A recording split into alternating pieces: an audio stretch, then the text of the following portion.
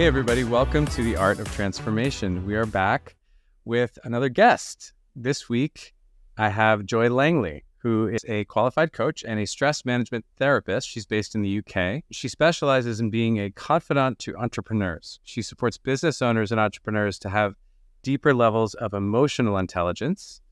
And she's also the author of Navigating Stress, released in 2021. She says that we all need to recognize the things in life that stress us out, and also our biological need for love and connection, socializing with other humans, and doing work that gives us meaning and deep fulfillment. I can resonate so deeply with that.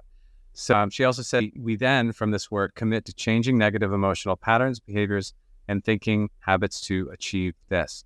There's so much more there, but Joy, welcome to the podcast. Welcome to you too. Thank you for inviting me, Mark. I really appreciate it. We've known each other for a little time before this, but it's good to have an interview with you. Wow. Yeah, we've never met in person because I think we connected on LinkedIn, if I'm not mistaken. Absolutely. Yeah. So the podcast is called The Art of Transformation, stories and insights that people can take and potentially use in their lives. How does transformation fit into the work that you do as a therapist? Well, for me, transformation is at the heart of everything that I do, because it's, that kind of chemical equation, A plus B, that's not chemical, but that's a mathematical equation, A plus B equals C. But if it's chemical, you're adding one bottle of stuff here to another and you're creating something completely different. So for me, transformation is about people moving from A to B.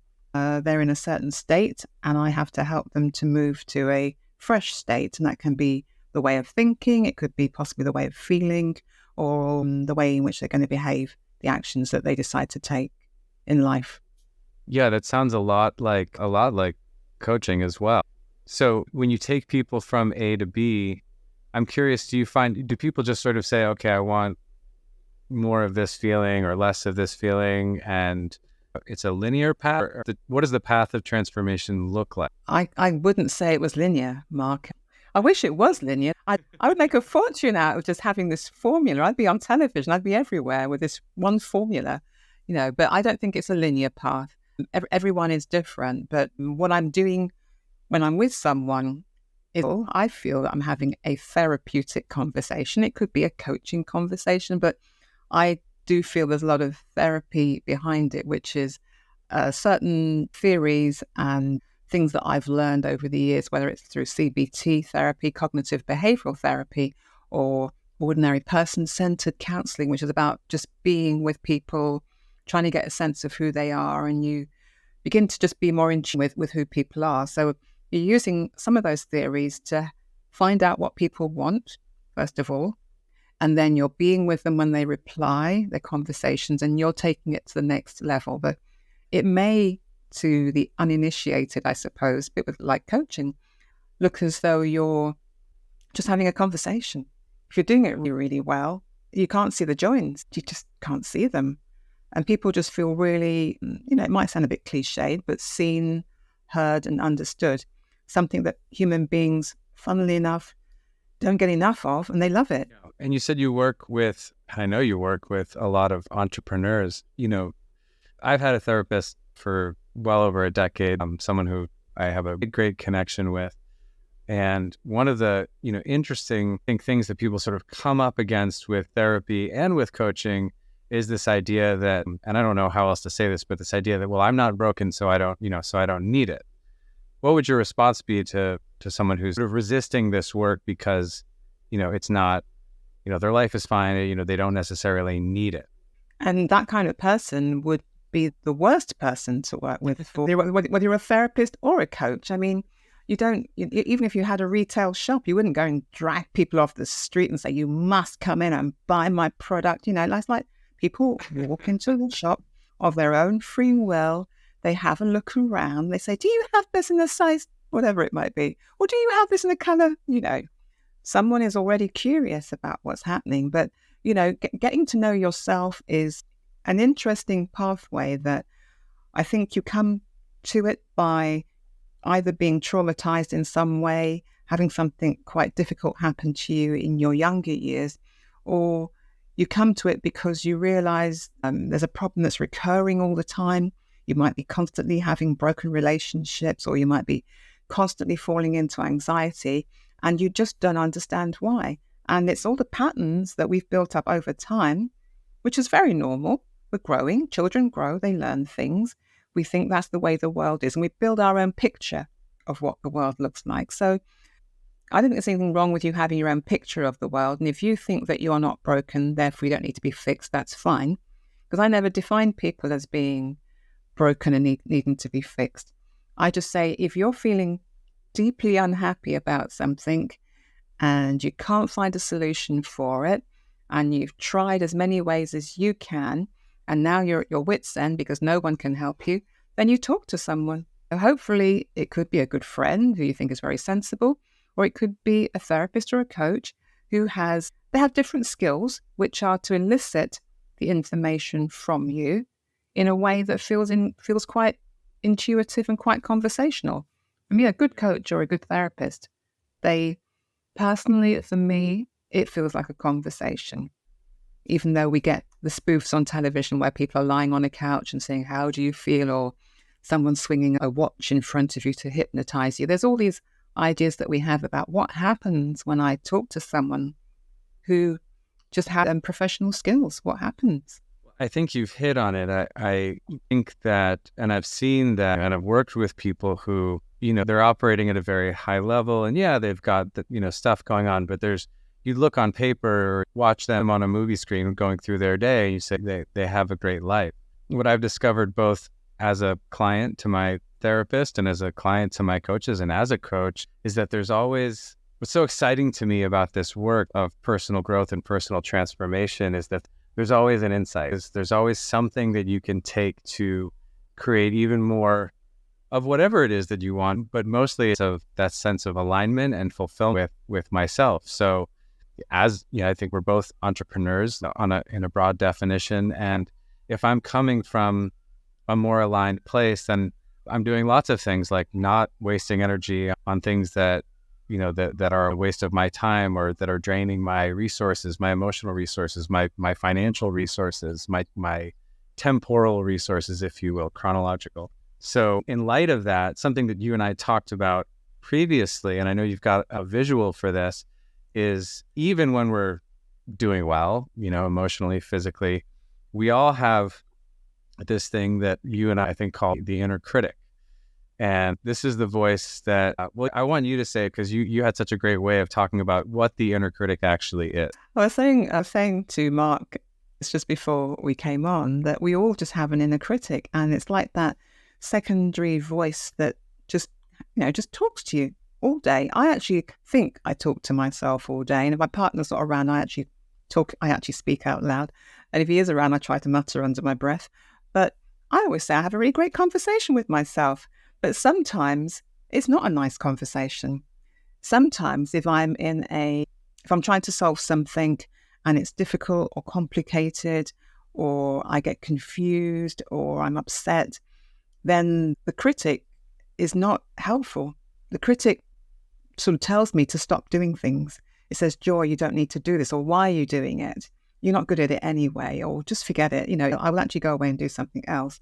But it's not criticizing us when it says, "Oh, do that better," or "You can do that better, Joy." Or "Is that all you can do? You can, why are you doing this? Let's go and do something else." It can have a whole dialogue where it sort of feels as though just niggling you and trying to stop you and trying to put you off and upsetting you. But really, the inner critic is designed to keep us safe. And we just don't believe that. It's hard to believe it's there to keep us safe. And you think, really? What do you mean it keeps us safe? Well, it's trying to stop you it's looking into the memory bank, and it's looking at the things in the past that we've done that didn't feel good, that made us upset. So it's actually keeping track of that.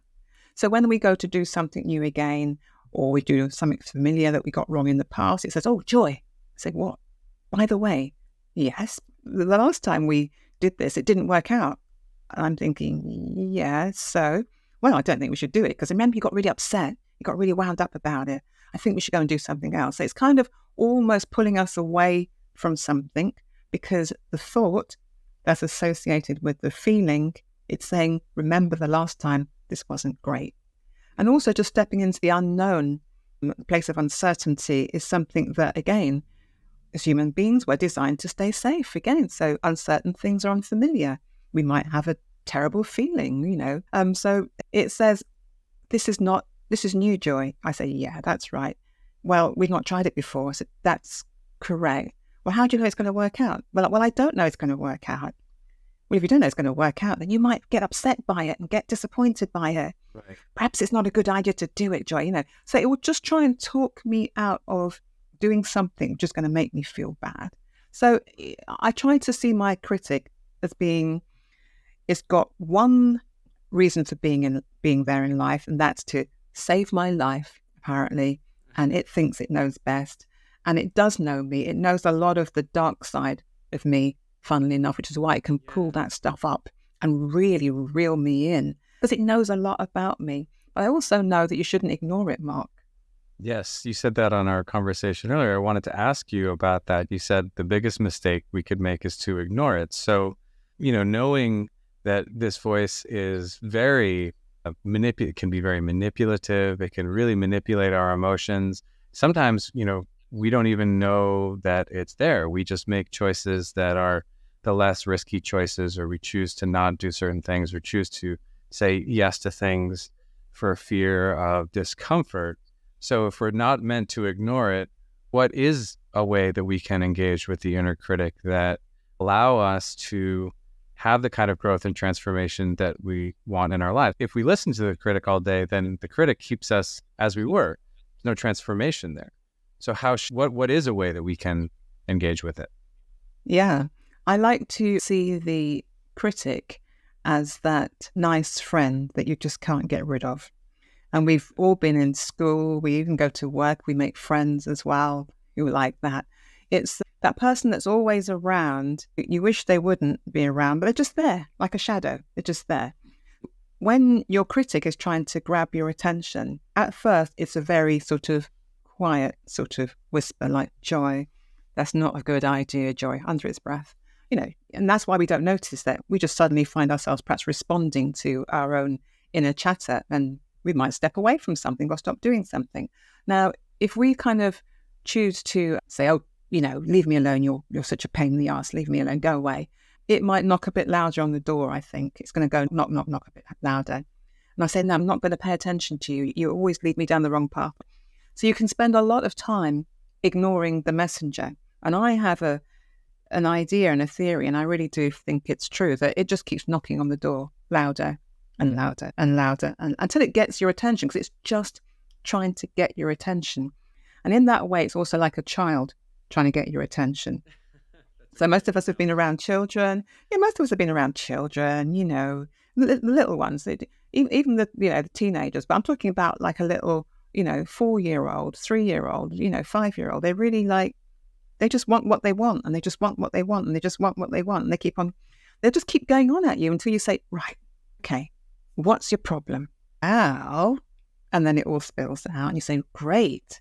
So you have to be able to talk to, I think, your inner critic in a very polite, conversational way, which is, right, what are you trying to say to me? What is the problem? So it's trying to bring something to your attention that's really, really important. It's not going to stop until you keep. So you say, okay, what's happening? And he says, well, blah, blah, blah, blah, blah, blah, blah. And you say, okay. And you can even reason with it. Say, well, I suppose you've got a point. I can see that the last time I tried to do X, Y, Z, it didn't work out well, did it? But this time I've learned something new. So I think I can tackle this by myself. And if I need your help, guess what? I'll give you a call. So it knows that you've heard it. It's been acknowledged and praised in a way for helping. So it doesn't have any reason to keep bothering you. And it's more about you reasoning with it and saying, don't worry, I think we've got this. But if we haven't, you are the best person to speak to. Really, really are. That's why it's like a conversation with this horrible best friend of yours. They're not going to be quiet until they've got their point across, until they make sure you've heard them. And then once they think they've been heard and you've taken on board some of the ideas and you possibly got your own ways of dealing with it in conjunction with them, they say, okay, sounds like a good idea, Joy. So it's a really strange listening to me, it sounds like I've got, dare I say it, much bigger mental health issue. This is not about that. It's about recognizing that you do have an inner chatter, and just noticing that you're not doing anything out of the ordinary. And mental health problems, they're real issues. And of course, you should see a doctor about that if you really do think you're having problems with voices which are making you do things against your will, which are dangerous. So just thought I'd put that in there. Thank you for that. And also, the way you're talking about this conversation reminds me of a couple of things. But there's a coaching tool that we use, and there's a number of different tools that use this idea of essentially visualization, where you imagine, and you can do this in a journal, or you can just do this, like you're saying, kind of in your head. Like you imagine that you're actually in a room and talk. You don't have to talk out loud, but you can just sort of imagine that you're in a room talking to another person who is this inner critic. That person could look just like you, but is, maybe dressed differently, or maybe your inner critic is a persona from your past. I know my inner critic looks a lot like someone from my past because that's where I had all that chatter. And then you can also choose to talk to these other voices, the voice that's maybe the higher self that knows what you're capable of and really believes in you. Or maybe there's another one that's a real dreamer that really doesn't pay any attention to risk. If there was absolutely no risk in the world, there's that person. They're coming from that place. And it sounds like you said, or as I would say, a little woo-woo because you're having these imaginary conversations. But I've found that when people allow themselves, on the context of a coaching conversation or with you in a therapeutic conversation, when they really allow themselves to have that conversation, I've only ever had someone come out of something like that and go, wow, I really, I learned a lot about really what I'm capable of. And it's less, it is important to acknowledge and do that in a way so that you're essentially free now to create something, like you said, going from A to B. Now you're free to create something new because you've had the conversation with the driver that wants to turn the car around and go back to point A and said, okay, you need to get in the passenger seat, please. You can stay in the car. I'm not going to kick you out, but you can't hold the wheel right now. Exactly. And the whole thing about, I think, whether you're talking to a therapist, talking to a coach, and I wear those hats they kind of mix and match really, because just over time, I've just found the skills, I just use the skills which are appropriate at the time. But I know that what we think is the most influential and persuasive and, beautiful and at the same time dangerous thing that human beings can do, because we think an awful lot. We can be overthinkers, but it's the seat of creativity, isn't it? And we all have a soundtrack in our mind, which is why the Critic is interesting. But also you mentioned other more kinder, benevolent people pull forward. The stage, if I were the wisest person in the room, what would I say? So it gives you a chance, as I was saying, Mark, I use these rings when I'm talking to people sometimes, but it gives you a chance to have another thought. Because Tell us about the rings, yeah. Yeah, because for me, I think that thoughts match with a feeling. If we have a thought, we will definitely have a feeling, okay? And it works backwards. Sometimes you get the feeling and the sensation first, and then you have a thought about it. But either way, these two are like twins. They just travel around together. Then they, after a while of getting bored playing with each other, will then call in behavior or actions. So you have a thought first, then you will have a feeling around it, or a sensation as well, a physical sensation, sometimes heart racing or palm sweating, whatever it might be, and then you choose to do something. So human beings are very good at avoiding or escaping. That's kind of like our breakaway place. So this fight and flight thing that we hear about when we're stressed and the body is stressed, it will run to protect itself, or we can stand and fight if it's possible, or we just avoid doing it in the first place, if you're sensible.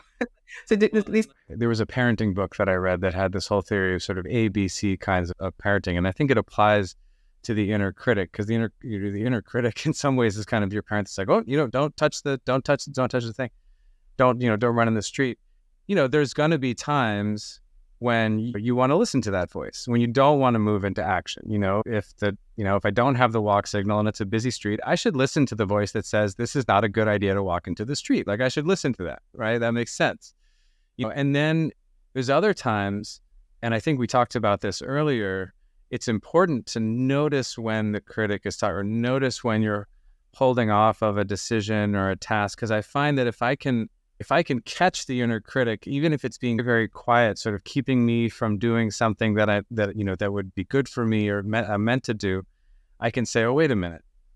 This is actually probably important because the inner critic is getting nervous right now. So there's an action that would actually be really good for me to take and either, do successfully or, frankly, fail and learn from and grow from. And I'm curious how this relates to the work that you do with entrepreneurs. The critic is often the place for me where I go, oh, this feels like something the critic isn't going to like. Therefore, I should at least find out more about it to see if it's something that I actually should do. Because if it's that important that the critic is getting anxious, it's probably something I should look at. That's a sensible way to use the critic, I think. For me, because I know it's emanating from a thought or a belief structure that you've got in place, which you might not have questioned or challenged in the past. Because as a child, up until the age of 6, we're just taking on board everybody else's ideas. So we get to be adults and all we are is a walking demonstration of everybody else's ideas and everybody else's thoughts without necessarily any original thoughts of our own. We grow into that. But for me, it's recognizing that, is this thought, as you said, useful? Is it not useful? Where's it coming from? Just recognizing that our thoughts, unfortunately, can lie to us, which is a sad thing to think. Our thoughts lie to us. That's like, when I heard that, I couldn't believe it. I thought, why would my thoughts lie to me? It's in my head. It's my thought. Why is it, but our thoughts lie to us. So you're always working out negative and positive and useful, not useful.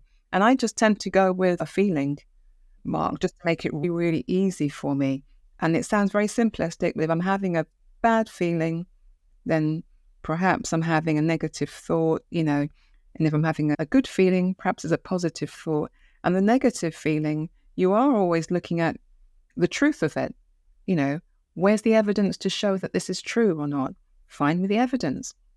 Or just saying, is it 100, what percentage of truth do you think there is? Because people will always because you're almost like looking at something that appears to be very real and solid, like a brick, and saying that's just the way it is. And it's my job and your job as well, Mark, to say, perhaps it's not a brick. Perhaps it's not as solid as you think, because it feels that way. So tell me some times when that hasn't been true. And the brain's very good at just fetching. I see there used to be a sort of, when the computers first came out, which I'm that old, my God, there used to be something on it when you're uploading documents and downloading things, be a little dog, and you'd send it, I can't remember what it's called, but you say fetch, and it's almost like throw a bone. You remember, good, fetch, right. You're young to remember that, Mark. But anyway, so it's like you throw a bone and the dog rushes off and gets it. So the brain's very simple. If you say, find me some evidence to show that I'm stupid, it will find you some evidence, lots and lots. If you say, okay, well, find me some evidence to show that I'm smart, it will find you the bits that are smart. So it's a very simple system. So if you're looking for it, you'll find it. It's kind of a tool. If you're really stuck in this loop of negative self-judgment, or, I don't, it feels like this project is too big, or starting this company is too big, actually sitting down and even, I would say, even writing down, let's look at the evidence. I have this incredibly difficult feeling. What is the evidence that's out there, positive or negative? Just what is actually happening? What am I reacting to?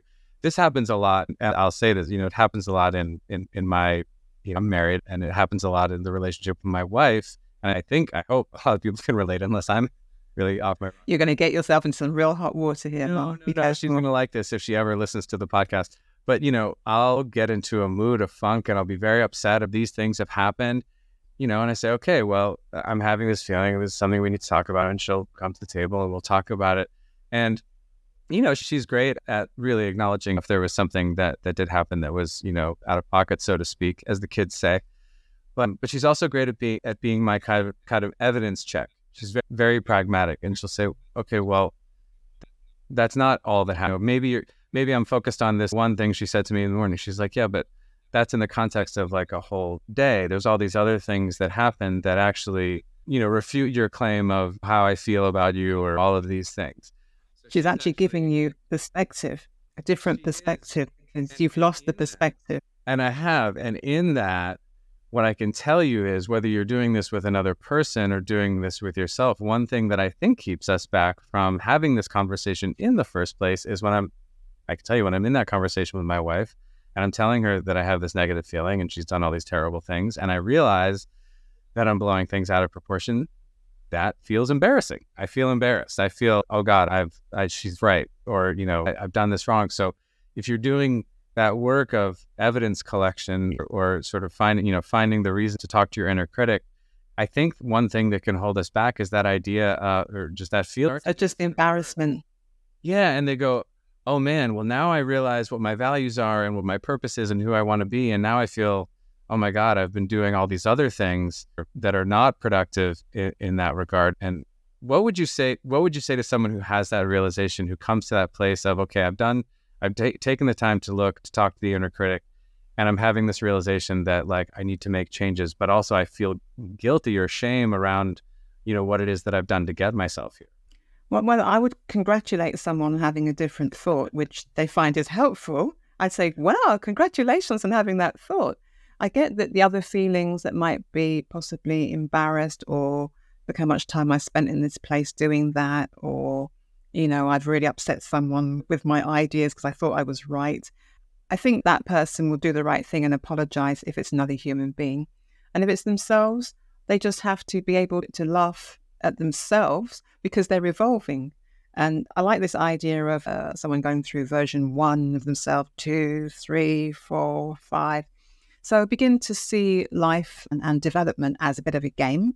The gaming companies have made lots of money out of it. I don't play computer games anymore. I used to when my son was around, but there's always different levels, aren't there? So human beings are up leveling all the time. We've forgotten that when did we ever get out of the idea that we're growing still? We don't just stop because you're 20.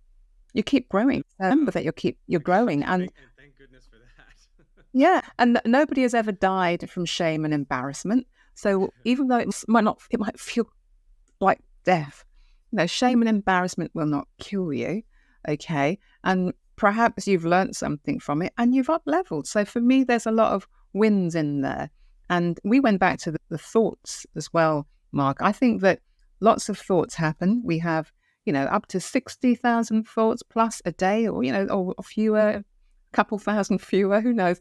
But we're having almost a thought every second. So that's why I said thoughts lie to you. They can't all be true.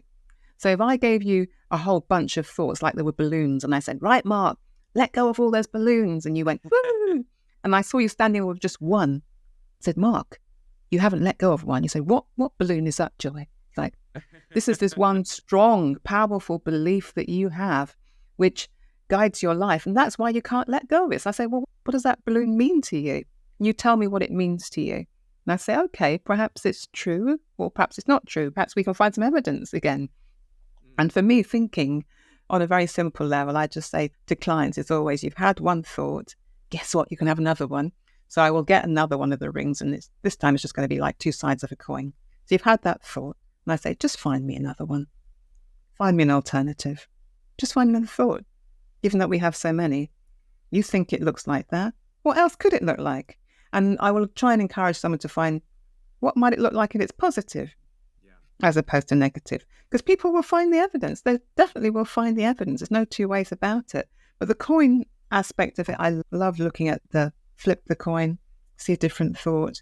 And the fact that, looking at the beach ball is another one. Beach ball's a lovely one because there's I don't know how many colours. There's 6, 7 colours all around the outside, Mark. But again, different ways of seeing things, different colours. But also because if I blew that balloon up and it was in the room with me and you, Mark, and I stood you on one side and I was on the other, I said, Mark, what colour is this beach ball? I said, Joey, it's red. As you're pressed against the wall.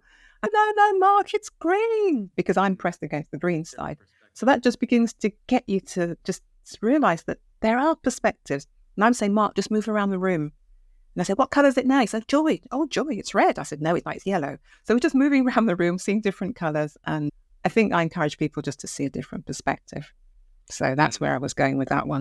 Well, that to me is a beautiful note to close down on, that you see, that you help people find a different perspective.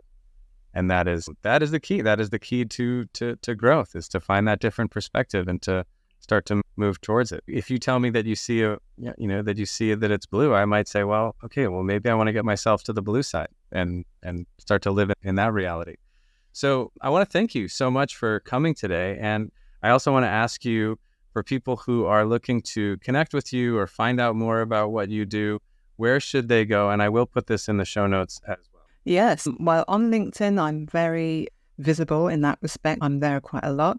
And you'll find me under Joy Langley, or it's probably going to be Karen Joy Langley, because there's a lot of Joys on LinkedIn as well. So it might be my first name, Karen Joy Langley. Go to LinkedIn, you'll find there. I've also got my website, which is joylangley.com. So you can find me under one of the .com things.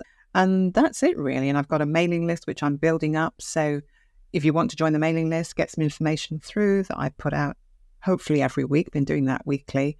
Join that and just get information that's around therapy-based, coaching-based ideas, emotional intelligence-based ideas. It's just about the way that you think and you feel about yourself and improving your self-awareness. And can I ask, are you still doing live and audio sessions on LinkedIn?